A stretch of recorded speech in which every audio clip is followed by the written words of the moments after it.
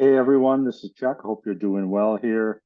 For this little snippet here, I want to take a look at the integrated measurement model that we've often run across in our classes.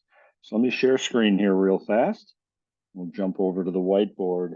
And we typically see in the integrated model the idea that strategic goals should drive our divisional goals, and our divisional goals should drive our functional goals, and our functional goals should drive our individual goals. And so what that means is, as a company, what's our goal strategically?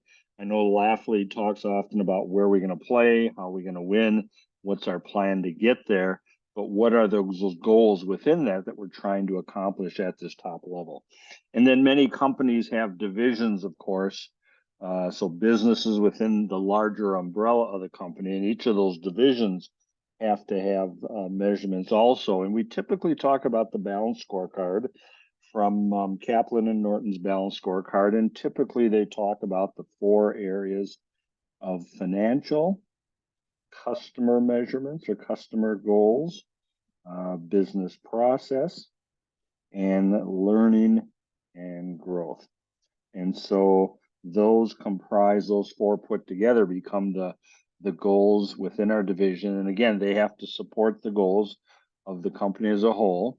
Those also drive down to the functional level, like the department, like operations, marketing, whatever. And typically operations, we're looking at speed, dependability, flexibility, quality, and cost as the five areas to figure out which ones are most supportive of the balance scorecard. And finally, down to you and I. As the individual, we talk about the idea of SMART goals for you and I as an individual, and SMART meaning specific, measurable, actionable, relevant, and timely. So all of these should align with each other and support each other, ultimately working up to the strategic goal. So those are good. They're correct when we're taking exams, wherever we're taking our exams for whatever topic. And these come up. This is what we have to take into the exam. But I do want to challenge you on two things. One would be the balance scorecard. We talk about these four.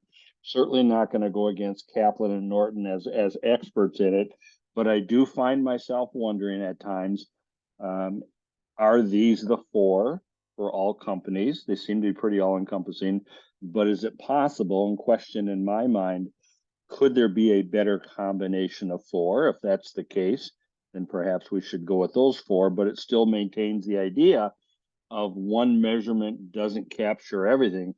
It has to be a balanced reflection of all of the activities that go on in a company. The other one also I find challenging for many folks is the idea of a SMART goal.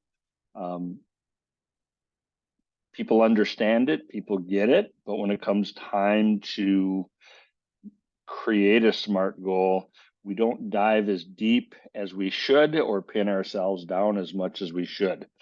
So as an example here, we may say something like, over the next 12 months, we want to reduce scrap by 10%. And think that's pretty specific, 12 months, reduce it by 10%. But the challenge is it's still got wiggle room in there. Can we be more specific on what do you mean by scrap? Not the definition of scrap, but specific products, specific configurations, specific categories, and also 12 months beginning when and ending when. Perhaps we need to define what scrap is. So can we be more specific? On the measurable side, 10% of usage, 10% of value, 10% of what's created. Let's capture what's meant by that. Actionable, meaning, and relevant, is it related to your job, and can you do something about it?